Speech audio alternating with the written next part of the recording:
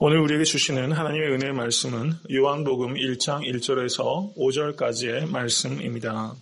요한복음 1장 1절에서 5절까지의 말씀 다 같이 봉독하겠습니다.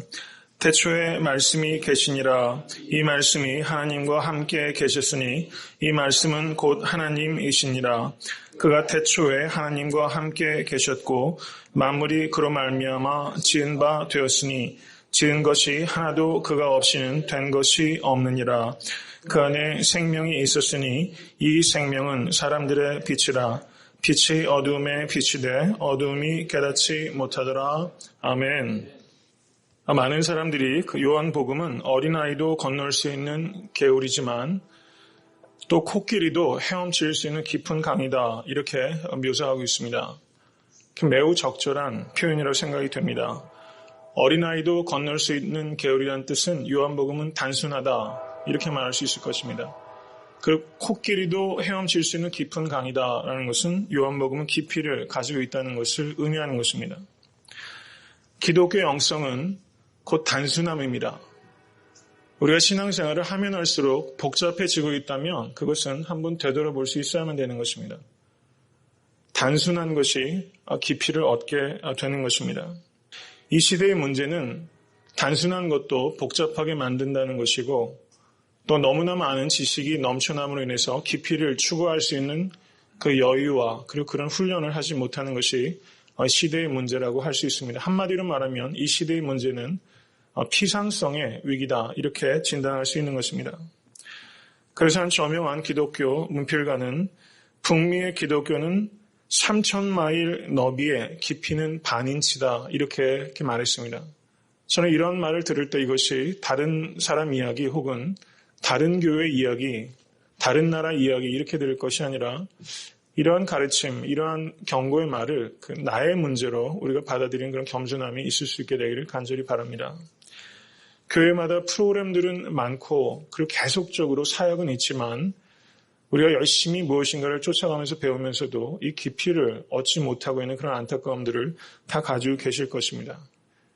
이제 요한복음 말씀을 통해서 우리가 요한복음을 이렇게 깊이 있게 한번 추구할 수 있게 되길 간절히 축원합니다.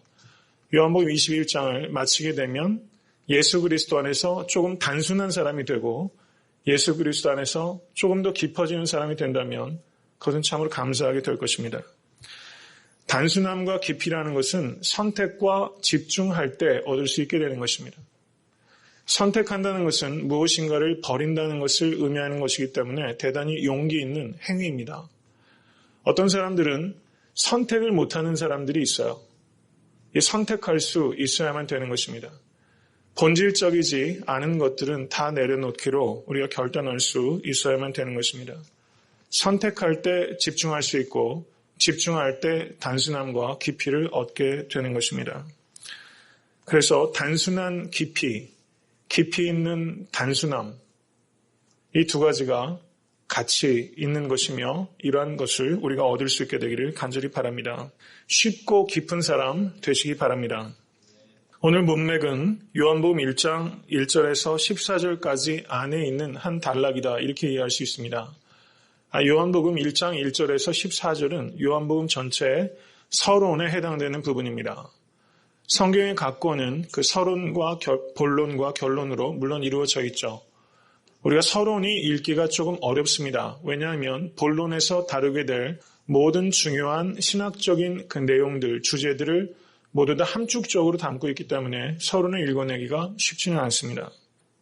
오늘 본문 요한복음 1장 1절에서 5절 말씀은 서론에 해당되는 1장 1절부터 14절 안에서 특별히 그리스도의 신성, 예수 그리스도의 디어티에 대해서 강조하고 있는 그런 부분이라고 말할 수 있습니다. 제가 일전에 요한복음 서론에서 말씀드렸던 것처럼 다른 복음서는 예수 그리스도의 말씀과 행적을 추적한 후에 거의 결론에 가서 예수님은 하나님의 아들이시다, 이렇게 귀납적으로 결론을 내리게 됩니다. 그런데 요한복음은 조금 다른 서술의 방식을 취하고 있습니다. 요한복음 1장 1절에서 5절까지 예수 그리스도는 하나님의 아들이시다 라고 먼저 선언적으로 선포한 후에 왜 그러한가를 요한복음 전체를 통해서 연역적으로 설명해 나가고 있는 그런 진술의 형식을 취하겠다는 것을 먼저 이해하시는 것이 대단히 중요합니다. 요한복음 1장 1절에서 5절까지가 Jesus deity, 예수 그리스도의 신성에 대해서 언급한 부분이라면 1장 14절을 보시기 바랍니다. 다 같이 읽겠습니다. 말씀이 육신이 되어 우리 가운데 거하심에 우리가 그 영광을 보니 아버지의 독생자의 영광이요 은혜와 진리가 충만하더라. 아멘. 말씀이 무엇이 되었습니까? 육신이 되었습니다. 여기서의 말씀이란 누구입니까? 예수 그리스도를 의미하는 것입니다. 예수 그리스도께서 육신이 되었다는 것은 예수께서 인간이 되어서 우리의 역사 가운데 들어오셨다는 것을 의미하는 것입니다. 그러므로 이것은 Jesus humanity, 예수 그리스도의 인성에 대해서 선언하고 있는 것입니다. 그러므로 요한복음의 서론의 핵심은 예수 그리스도의 신성과 예수 그리스도의 인성에 대한 선포다, 이렇게 말할 수 있는 것입니다. 예수님께서 하나님의 아들이심을 믿으십니까? 예수님께서 우리와 똑같은 완전한 인간이셨다는 것을 믿으십니까? 예수님께서 하나님의 아들이시기 때문에 우리의 문제를 해결하실 수 있으십니다. 아멘. 예수님께서 완전한 인간이셨기 때문에 우리의 문제를 아십니다. 믿으십니까? 이 두 가지 사실을 통해서 우리는 위로와 소망과 새 힘을 얻게 되는 것입니다. 예수님께서 인간의 몸을 입으시고 우리의 역사 가운데 들어오셨다는 것은 예수님께서 지금도 나를 위해서, 교회를 위해서 무슨 일이든 하시는 분이라는 것을 의미하는 것입니다. 예수님께서는 지금도 나를 위해서 우리에게 가장 선한 것을 계획하시고 그것을 섭리하시고 일하시는 분이시라는 것을 믿으실 수 있기를 간절히 축원합니다. 이 믿음이 있으면 우리는 고난 가운데서도 의미를 찾고 고난을 이길 수 있는 힘을 얻을 수 있게 되는 것입니다. 이렇게 요한복음의 서론은 예수 그리스도의 디어티와 예수 그리스도의 휴머니티, 신성과 인성에 대한 선포가 주된 내용의 핵심이라면 1장 6절부터 13절은 바로 이러한 예수 그리스도의 신성과 인성에 대한 세례 요한의 위트니스, 증거가 있습니다. 그리고 그러한 증거에 대해서 세상 사람들의 반응이 기록되어 있는 것입니다. 많은 사람들이 빛이 자기 백성에게 찾아왔지만 거절했습니다. 개중에 믿는 이들은 어떻게 됩니까? 예수님을 믿는 자는, 영접하는 자는 하나님의 아들로 받아들여지게 되는 것이죠. 그런 내용이 1장 6절 13절까지의 내용입니다. 그리고 요한복음 전체는 바로 이러한 내용들을 전체적으로 예수 그리스도의 가르침과 행적을 통해서 그것을 설명해 나가는 부분이다, 이렇게 이해할 수 있는 것입니다. 일단 제가 문맥에 대해서 말씀을 드렸고요. 1장 1절부터 5절까지의 내용을 말씀드리도록 하겠습니다. 제일 처음에 사도 요한은 태초에 말씀이 계시니라, 이렇게 위대한 요한복음을 시작하고 있습니다. 여러분 연애편지 써보셨습니까? 써보셨어요? 연애편지 처음 했을 때 몇 번이나 꾸겨보셨습니까? 여러분 공예배 기도 쓰셔서 하실 때 있으시잖아요? 네, 처음에 기도문 쓰실 때도 첫 글쓰기가 참 어려워요. 그렇죠? 많이 생각합니다. 설교할 때도요, 설교학을 학교에서 배우게 되면 어떤 설교 수업은 닥터 헤든 라빈슨이라 굉장히 저명한 설교학 교수가 있어요. 어떤 수업을 들어가면 설교의 인트로덕션만 쓰는 수업을 해요. 한 30개에서 한 50개 정도 그 과제가. 여러분 제일 레노인가요? 뭐죠? 그 밤에 하는 톡쇼 같은 데서 앞에 30세컨 동안 사람들의 어텐션을 못 잡으면 채널 튼대요. 광고도 그렇잖아요. 설교할 때도 사실은 인트로덕션이 굉장히 중요한 겁니다. 인트로덕션이 안 좋으면 딴 생각하시잖아요. 제가 인트로를 잘한다는 뜻이 아니라 중요하다는 말씀을 드리는 것입니다. 사도 요한이 지금 요한복음을 쓰면서 첫 글자를 무엇을 선택할까? 이것에는 물론 성령 안에서 저가 영감을 받아서 쓰지만 사도 요한이 자신의 기도와 모든 학식과 경험을 총체적으로 생각하면서 첫 글자를 골랐다는 것입니다. 그것이 뭡니까? 태초에, in the beginning. 히브리 말로 이 말은 레시트라고 합니다. 레시트. 여러분 창세기가 어떻게 시작합니까? 레시트란 말로 시작합니다. 태초에. 그러면 이것은 사도 요한이 요한복음을 쓰면서 히브리 사람들을 염두에 뒀다는 것입니다. 요한복음을 처음 열었던 사람은 요한복음을 안에서 창세기를 발견하는 것입니다. 여러분, 예수 그리스도께서 이 땅에 오신 사건은 새 창조의 사건이라는 것입니다. New Creation. 인간의 죄로 말미암아 어그러졌던 창조 세계를 하나님께서 회복시키는 재창조의 사건이 예수 그리스도께서 이 땅에 오심으로 나타났다는 것을 의미하는 것입니다. 태초에라는 말은 바로 예수 그리스도의 사건을 새 창조의 사건으로 해석하는 것이 가장 온당한 일이라는 것을 이렇게 말하는 것입니다. 그 뒤에는 어떻게 시작됩니까? 말씀이라는 말로 이야기하고 있습니다. 이 말씀이라는 말이 성경 언어로 뭡니까? 이건 아시죠? 로고스입니다. 로고스. 로고스란 말이 가령 히브리어를 헬라어로 번역한 septuagint 70인역에도 로고스라는 단어가 많이 나타나고 있기는 합니다. 그런데 이 로고스라는 그 단어는 그리스 헬라 철학에서 매우 많이 유용되었던 그런 개념입니다. 주전 BC 500년경부터 그 그리스 철학자 헤라클레이토스 시대까지 이 로고스의 역사가 오래가는 것입니다. BC 500년 전부터 철학적인 개념으로 이 로고스라는 개념이 헬라 문화권에서 크게 영향력을 가지고 있었던 의미라는 것입니다. 그리스 헬라 문명에서는 이 로고스가 우주의 프린서플입니다. 우주의 원리. 그래서 이 사도 요한은 태초에라는 단어를 선택함으로 인해서 예수 그리스도의 사건이 새 창조의 사건이라는 것을 특별히 유대인들에게 강력하게 어필했고, 그리고 말씀, 예수 그리스도를 말씀이라고 설명하면서 다른 그리스어를 사용하지 않고 로고스라는 헬라인들이 익히 잘 알고 있는 단어를 차용하는 것입니다. 그렇지만 헬라인들이 로고스라는 단어 속에서 생각하는 것은 그 사람들은 이 로고스라는 단어를 사용할 때 인간의 삶과 역사와는 분리된 비인격적인 프린서플로 생각하는 것이 로고스입니다.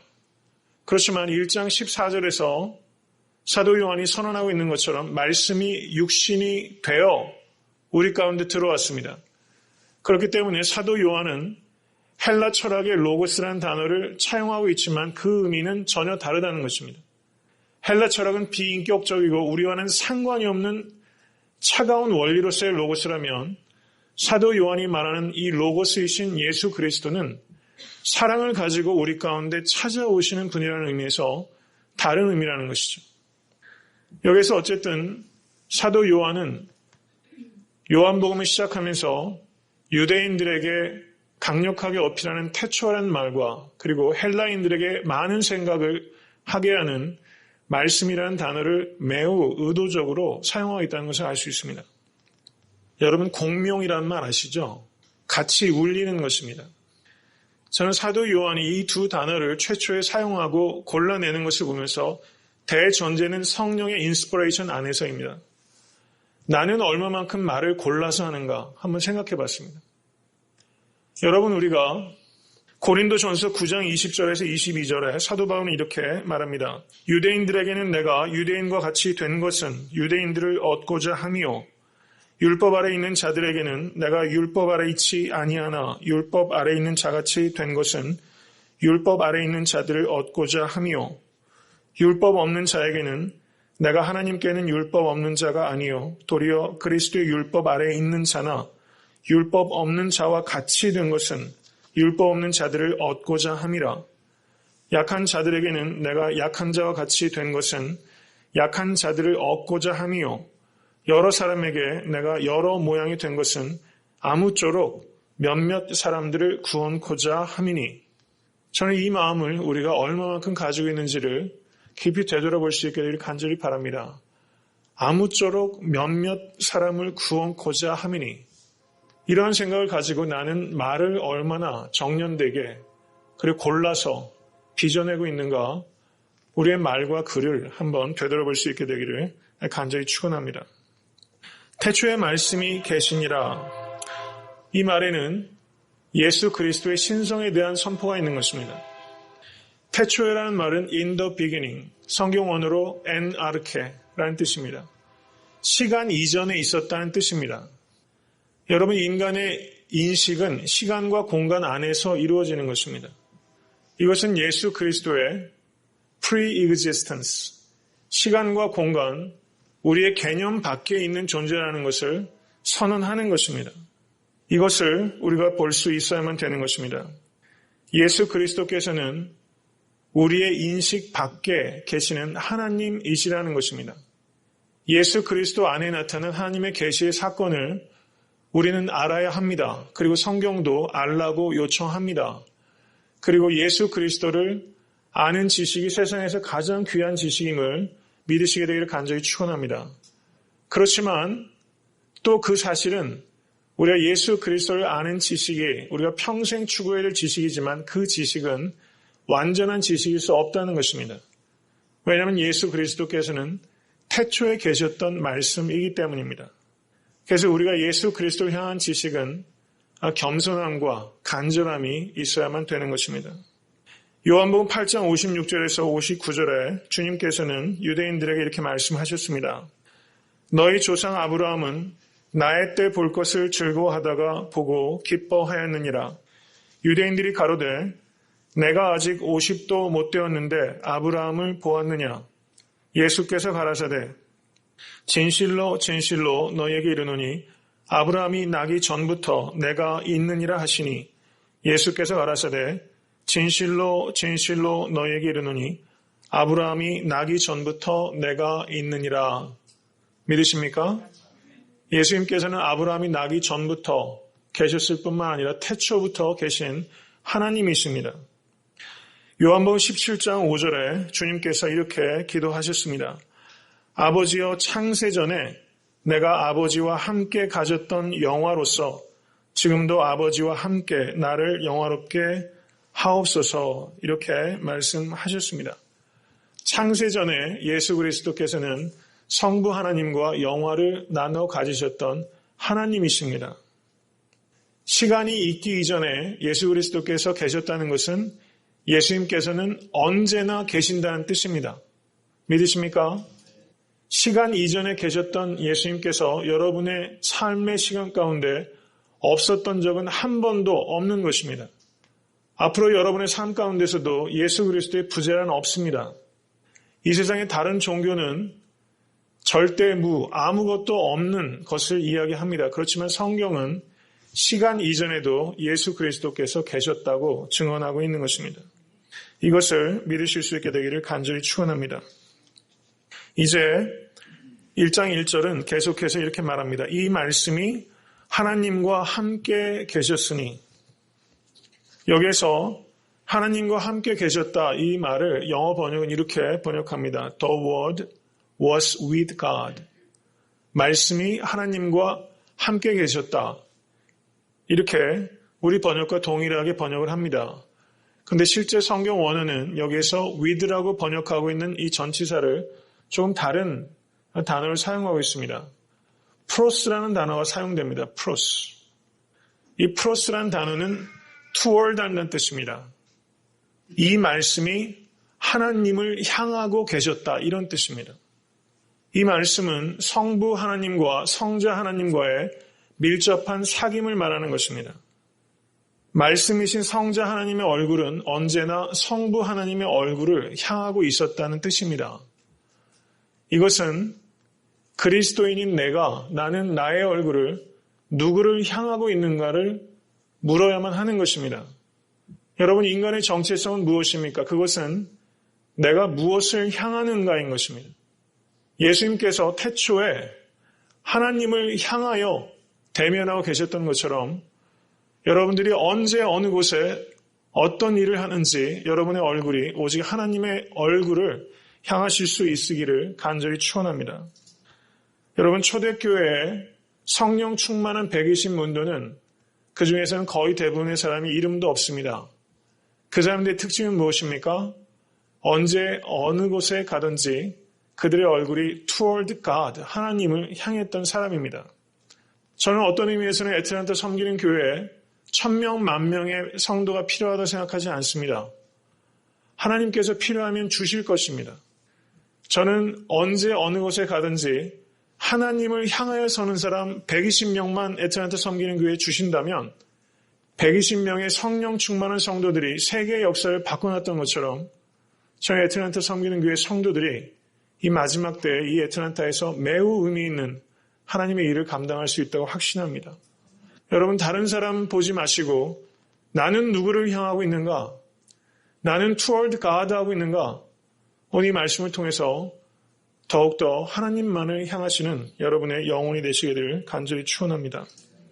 이제 이어서 사도 요한은 이렇게 말합니다. 이 말씀은 곧 하나님이시니라. 믿으십니까? 예수 그리스도는 하나님이십니다. 요한복음 1장 18절을 보시기 바랍니다. 다 같이 읽겠습니다. 본래 하나님을 본 사람이 없으되 아버지 품속에 있는 독생하신 하나님이 나타내셨느니라. 아멘. 믿으십니까? 하나님께서는 우리를 너무나 사랑하셔서 하나님을 보여주기 원하셨던 것입니다. 그래서 예수 그리스도 안에서 하나님을 계시하신 것입니다. 요한복음 10장 30절에서 주님께서는 이렇게 대답하셨습니다. 나와 아버지는 하나이니라. 요한복음 14장 9절을 보시기 바랍니다.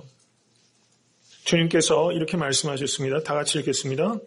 예수께서 가라사대 빌립아 내가 이렇게 오래 너희와 함께 있으되 내가 나를 알지 못하느냐 나를 본 자는 아버지를 보았거늘 어찌하여 아버지를 보이라 하느냐. 믿으십니까? 하나님을 보기 원하는 소원이 계십니까?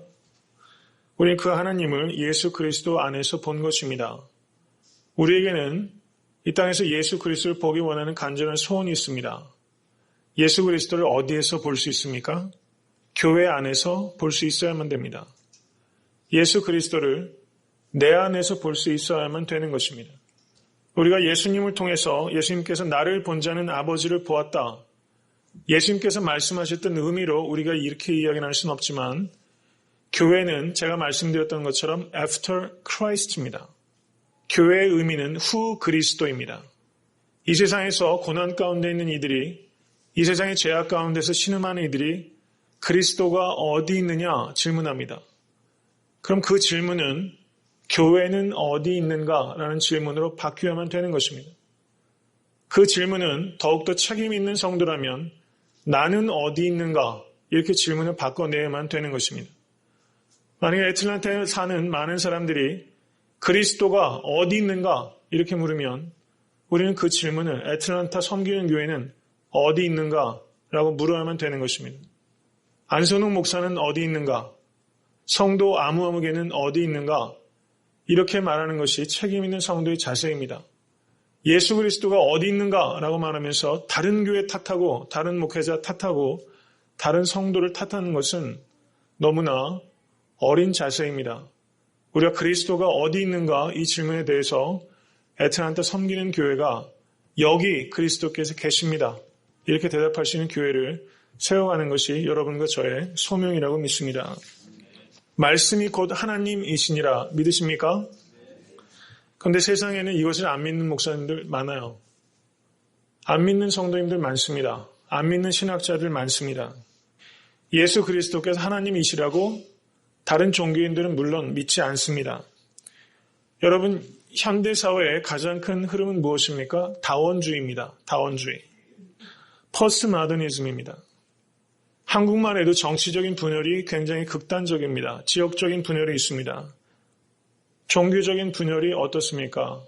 이번에 이명박 정권 들어서면서 종교 간의 갈등이 굉장히 극단적으로 이렇게 치닫고 있는 것을 보면서 참 안타깝습니다. 전 세계적으로는 인종적인 문제, 빈부의 문제, 여러 가지 문제들이 많이 있죠. 그중에서도 이 종교적인 분열이 참 대단히 치유하기 어려운 극단적인 분열입니다. 이 결국은 그 유대와 그리고 아랍의 싸움이 종교적인 문제가 전 세계적인 문제가 되고 있고 언제든지 그래 왔고요. 그래서 세계 지도자들은 어떻게 이 문제를 풉니까? 종교마다 동등한 지위를 부여합니다. 그래서 오바마가 얼마 전에 말 한 번 잘못했다 크게 문제에 부딪혔었죠. 911 그곳에 가까운 곳에 무슬림 템플 짓는 문제 가지고 잘못 실언을 한 건지 나중에 실언이라고 이야기했는지 모르겠지만 여러 종교의 동등한 지위를 줌으로 인해서 사회적인 화합을 이룰 수 있다고 생각이 합니다.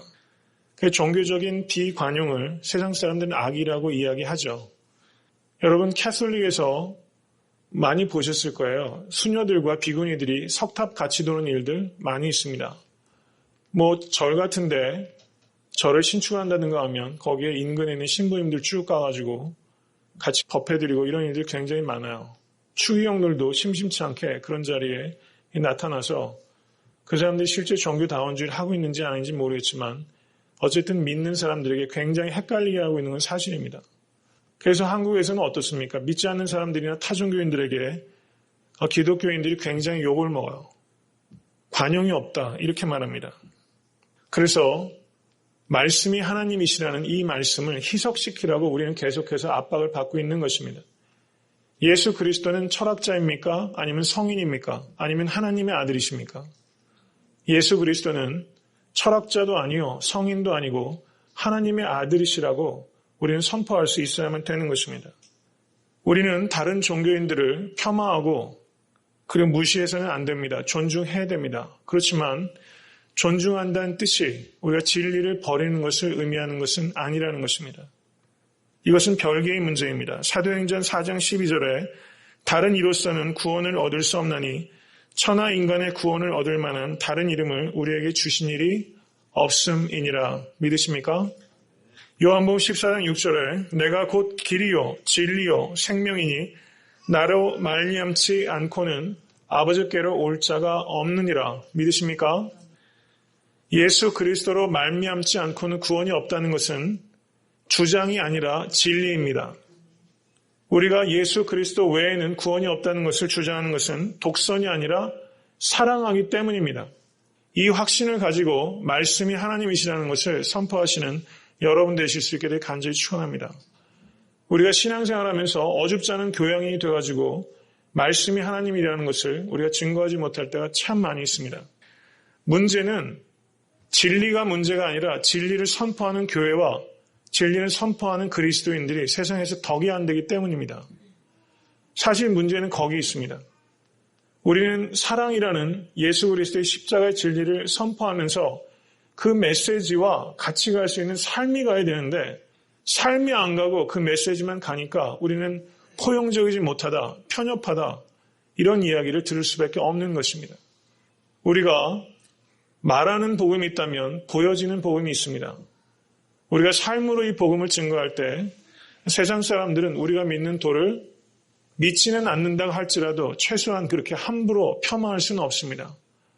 우리가 믿는 도가 마땅한 존중과 존경을 받을 수 있도록 삶의 자리에 변화가 있게 되기를 주님의 이름으로 간절히 축원합니다.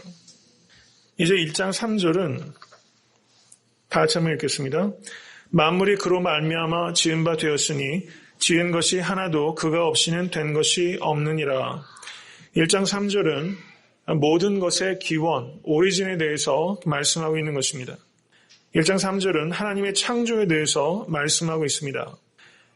3절의 앞부분은 만물이 그로 말미암아 지은 바 되었다. 이렇게 파소티브한 관점에서 하나님의 창조를 설명하고 있고요.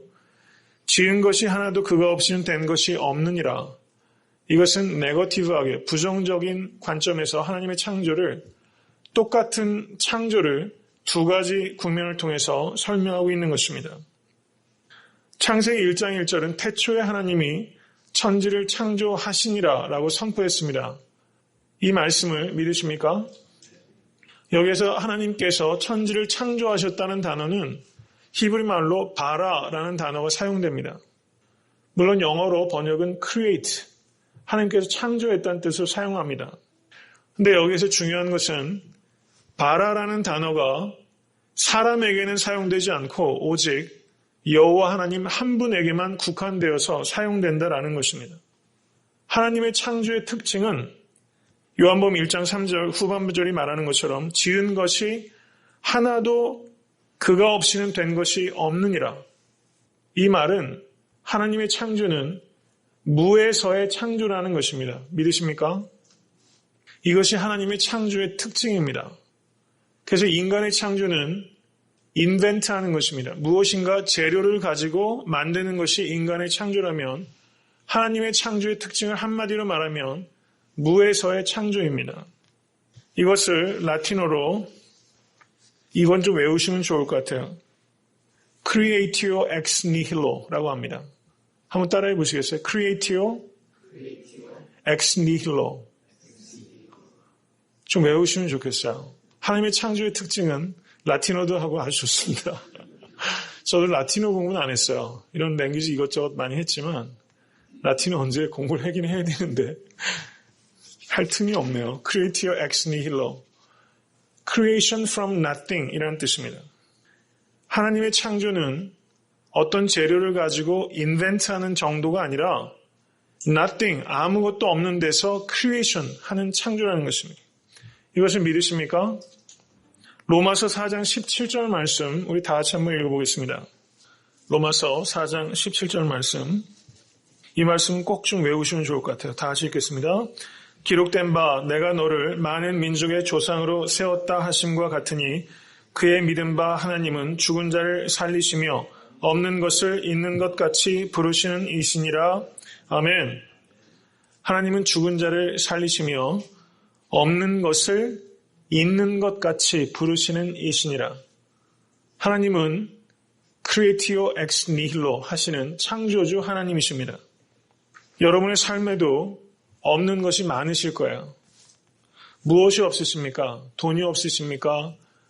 지식이 없으십니까? 자녀가 없으십니까? 탤런트가 없으십니까? 없는 게 참 많죠. 그런데 우리가 하나님의 창조는 무엇인가 있는 것을 통해서 유에서 유의 창조가 아니라 무에서 유를 창조하신 하나님의 창조의 말씀이 우리 가운데 임하면 우리의 삶 속에서도 무에서 유를 창조하신 그 능력을 경험할 수 있게 되실 것을 믿으시게 되기를 간절히 축원합니다. 제가 1절에도 한번 소개 말씀드렸지만 1960년도에 휘튼 대학을 수석으로 졸업한 그 짐 엘리엇이라는 사람이 있었습니다. 대학 교수직을 얻었는데 대학 교수직을 마다하고 에콰도르의 한 부족을 향하여 저가 나아갔습니다. 그런데 그 사람들은 복음을 한 번도 접해보지 못했던 사람입니다. 그래서 몇 차례 접촉을 하고서 최종적으로 선교지에 들어갔는데 비행기에서 내리자마자 화살을 맞아서 몇 사람이 죽고 맙니다. 그리고 그 후에 이 짐 엘리엇의 아내인 엘리자베스 엘리엇, 저는 이분의 설교를 들은 적이 있습니다. 이 엘리자베스 엘리엇이 그곳에 들어가게 됩니다. 그런데 이 종족은 남자는 죽이지만 여자는 죽이지 않는 그런 그걸 쉐임으로 여기기 때문에 자기 남편과 몇 사람이 선교지에 발을 내딛자마자 죽임을 당했는데도 불구하고 이 엘리자베스 엘리엇은 그곳에 담대하게 나아갔던 것입니다. 그래서 5년 동안 그 사람들을 위해서 헌신했습니다. 그리고 5년이 되어서 이제 저가 안식년이 되어서 돌아가려고 하는데 추장이 온 부족을 모아놓고 파티를 열어주면서 물었습니다. 우리 곁에서 늘 함께하며 고통을 나누며 그리고 도움을 준 당신은 누구입니까? 이러자 이 사람이 5년 전에 당신들이 죽인 그 남자의 아내입니다. 이렇게 밝혔던 것입니다. 그래서 이 아우카족이 이 사실에 감동을 받아서 모두 예수 그리스도를 영접하고 그리스도인이 되었다는 것이죠. 저는 이런 일이야말로 Creatio ex nihilo 하는 것입니다. 여러분, 사람이 예수 그리스도 밖에서 창조한다는 것은 기껏해야 인벤션 밖에는 안 되는 것입니다. 그렇지만 베드로전서 4장 8절의 말씀처럼 무엇보다도 열심으로 서로 사랑할지니 사랑은 허다한 죄를 덮느니라. 믿으십니까? 우리가 예수 그리스도의 십자가를 지면 그때는 하나님의 창조 사건이 무에서의 유에 창조했던 것처럼 그 창조의 사건과 닮아있는 무에서 유를 창조하는 사랑의 기적이 나타난다는 것을 믿으실 수 있게 되기를 간절히 축원합니다. 기적이 사랑을 만들어내는 것이 아니라 사랑이 기적을 만들어냅니다. 지난 월요일에 우리 사랑하는 한혜숙 성도님 하나님께서 부르셨습니다. 저는 지난 8개월 동안의 그 투병이, 그 고난은 한 개인의 고난뿐만 아니라 온 성도에 함께 겪는 고난이었습니다. 투니어라고 하는 한 심리학자는 창조적 고난이라는 말을 사용합니다. 창조적 고난. 하나님의 창조가 creatio ex nihilo, creation from nothing입니다. 그런데 투니어라는 이 심리학자는 창조적 고난이라는 영어로는 어떻게 쓰는지 제가 그건 찾아보지 못했어요. 근데 이 사람이 이야기하는 것이 매우 의미가 있습니다. 고난이 성장의 원인은 아닙니다. 왜냐하면 고난을 통해서 무너지는 사람도 있기 때문입니다. 그렇지만 어떤 사람들은 고난을 성장의 기회로 맞습니다. 고난은 모든 사람들에게 크라이시스입니다. 고난을 좋아하는 사람 한 사람도 없습니다. 근데 그 고난을 통해서 정금과 같이 성장의 opportunity, 기회로 만드는 사람이 있습니다. 그런데 성장의 기회로 만드는 것이 어떤 사람들은 장애를 가지고 무너지는 사람이 있는가 하면 헬렌 켈러와 같이 장애를 가지고 위대한 인간 승리를 하는 사람이 있지 않습니까? 그것이 한 개인의 DNA에 달린 문제가 아니라 창조적 고난이 되는데 결정적인 변수는 그 고난을 당하는 사람 옆에 누가 있는가에 따라서 달라진다는 것입니다. 헬렌 켈러 옆에는 누가 있었습니까? 셜리반이 있었습니다. 그래서 사랑이 있을 때 그 고난은 창조적 고난으로 승화된다는 것이 이 사람의 주장입니다. 성경적인 말입니다. 사랑이 고난을 창조적인 고난으로 승화시키는 것입니다. 저는 이번에 한혜숙 집사님을 우리가 먼저 보내면서 우리의 사랑이 완전하다고 그렇게 말할 수는 없습니다. 사랑하면서 완전하다고 말할 수 있는 것은 사랑이 아닙니다. 어떤 의미에서는.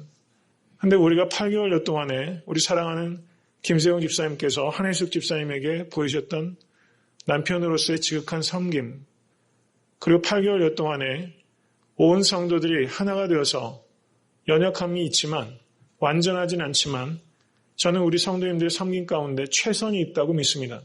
최고는 아닐지 모르지만 최선, 사랑으로 섬기며 그 섬김을 통해서 이 고난이 창조적 고난으로 승화될 수 있기 위해서 온 성도들이 기도했고 그리고 헌신했습니다.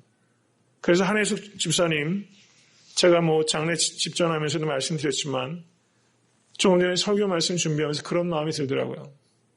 한혜숙 집사님은 결코 외롭지 않았다. 부활신앙은 뭡니까?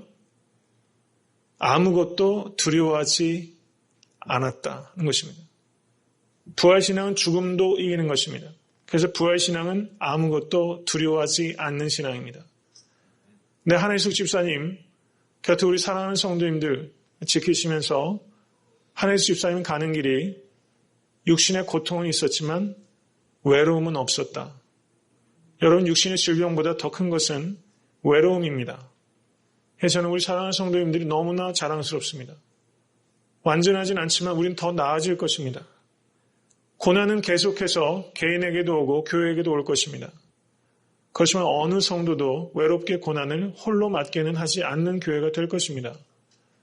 그 창조적 고난을 통해서 우리는 성장의 기회로 만들어낼 것입니다. 저는 이번에 한혜수 집사님 먼저 보내면서 우리 사랑하는 김세웅 집사님께서 creation, creatio ex nihilo, 하나님께서는 nothing, 아무것도 아닌 것에서 유를 창조하시는, 그것도 아름답게 창조하신 하나님이십니다. 그래서 김세용 집사님께서 창조주 하나님의 능력을 믿으시고 눈에 보이는 현상이 아니라 말씀을 붙잡게 되시기를 간절히 축원합니다. 사랑하는 성도님들의 삶 속의 없음, nothing 속에서 그 nothing을 보지 마시고 하나님의 능력, 하나님의 광대하심을 선포하실 수 있게 되기를 주님의 이름으로 간절히 축원합니다. 이제 1장 4절에서 5절은 다시 한번 읽겠습니다. 그 안에 생명이 있었으니 이 생명은 사람들의 빛이라. 빛이 어둠에 빛이 돼 어둠이 깨닫지 못하더라. 쉬운 말씀 같은데 깊이 생각해 보면 또 의미가 정확하게 오지 않습니다. 말씀 안에 생명이 있는 것을 믿으십니까? 이 말씀이 사람들의 빛이다. 여기에서 이 사람들이라고 자꾸 우리가 말하기 때문에 문제인 것 같아요. 나의 빛인 것을 믿으십니까?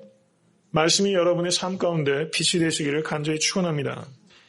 빛이 어두움에 빛이 돼. 이것을 존 칼빈은 이것을 일반 계시로 이해했습니다. 일반 계시. 일반 계시는 무엇입니까? 우리가 자연을 통해서 하나님을 찾을 수 있다는 것입니다. 어느 정도? 특별 계시는 예수 그리스도의 구원 사건을 특별 계시라고 합니다. 이 계시의 사건은 이 두 가지입니다. 사도행전 17장 27절 말씀을 같이 한번 보겠습니다. 사도행전 17장 27절 말씀 다 같이 읽겠습니다. 이는 사람으로 하나님을 혹 더듬어 찾아 발견케 하려 하심이로되 그는 우리 각 사람에게서 멀리 떠나 계시지 아니하도다. 아멘. 우리가 자연을 통해서도 더듬어서 하나님을 찾을 수 있는 영적인 감각이 있어야 됩니다. 예수님께서는 들에 핀 꽃을, 하늘을 나는 새를 통해서도 하나님을 더듬어 찾으신 분입니다. 우리는 광풍 속에서도 하나님의 임재를 찾을 수 있어야만 됩니다. 여러분, 그 필립 얀시라는 사람이 쓴 책 중에 뜻밖의 장소에서 만난 하나님이라는 책이 있습니다. 책 제목이 참 좋습니다. 뜻밖의 장소에서 만난 하나님. 여러분의 삶의 자리에서 하나님이 전혀 계실 것 같지 않은 시간에, 전혀 계실 것 같지 않은 공간에 하나님은 굳건하게 계신 것을 믿으시게 되기를 간절히 축원합니다. 그 하나님을 더듬어 찾을 수 있는 영성을 개발해야만 되는 것입니다. 시편 19편 1절은 이렇게 말합니다. 하늘이 하나님의 영광을 선포하고 그 궁창이 그 손으로 하신 일을 나타내는도다. 여기서 하나님의 영광을 선포한다는 뜻은 성경 언어로 보면 새겨 넣었다 이런 뜻입니다. 여러분들 삶이 아무리 곤고하고 바쁘고 그렇다 할지라도 주변 자연을 보시면서 하나님이 새겨 넣으신 하나님의 솜씨를 발견할 수 있는 여유를 결코 잊지 말게 되시기를 간절히 축원합니다. 여기에서 1장 3절 그리고 1장 4절과 5절에서 우리가 생각해야 되는 것은 여러분 자연이 하나님입니까? 아닙니다. 하나님이 모든 것들을 만드셨습니다. 요즘에는 어떻습니까? 그 힌두교와 불교의 영향으로 말미암아 포스트 모더니즘 세상에 들어오면서 이 자연 숭배가 굉장히 폭넓게 퍼지고 있습니다. 우리는 자연을 숭배하지 않습니다. 우리는 자연을 아끼고 보존하는 것입니다.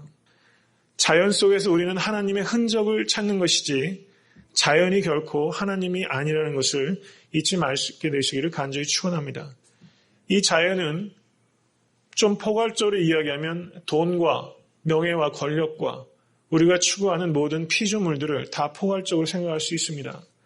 하나님이 창조주만을 믿으시고 피조물을 숭배하지 않는 여러분 되실 수 있게 되기를 간절히 축원합니다. 이제 사도행전 17장 27절 말씀 다시 한번 그 상고하면서 말씀을 맺고자 합니다. 하나님을 혹 더듬어 찾아 발견케 하려 하심이로되. 여러분, 하나님께서 제일 마지막에 지은 존재가 누구입니까? 인간입니다. 하나님께서 자연을 일반적 계시로 하나님을 더듬어 참게 만드셨다면 여러분 제일 마지막 날에 하나님께서는 창조를 하시면서 인간을 올려놓기 위한 스테이지를 만드신 거예요. 우리들의 놀이터를 만드신 겁니다. 그리고 인간을 그 위에 올려놓으신 거예요. 그리고 심히 보기에 좋았더라 말씀하셨습니다. 우리는 그렇게 존귀한 존재입니다. 자연을 통해서도 더듬어 하나님을 찾을 수 있다면 인간인 나를 통해서는 더듬어 하나님을 얼마나 더 찾을 수 있어야겠습니까? 세상 사람들은 하나님 보기를 원합니다. 하나님을 어디에서 볼 수 있습니까? 바로 나를 통해서 하나님을 더듬어 찾을 수 있어야만 되는 것입니다. 여러분의 삶이 계시의 사건이 되어야 됩니다. 나를 통해서 하나님이 계시가 되어야 되는 것입니다. 우리는 삶을 통해서 날마다 자기를 부인하고 자기 십자가를 질 때 우리의 삶은 계시적인 삶이 됩니다. 사도 바울이 나는 날마다 죽노라 했을 때 그가 실제 죽을 때는 그리스도적 죽음을 담게 되는 것입니다. 날마다 자기 십자가를 지고 자기를 부인해서 여러분의 삶을 통해서 주변에 믿지 않는 사람들이 하나님을 더듬어 찾을 수 있는 그런 계시적 사건으로서 여러분의 삶을 이끌어 가시기를 주님의 이름으로 간절히 축원합니다. 아멘.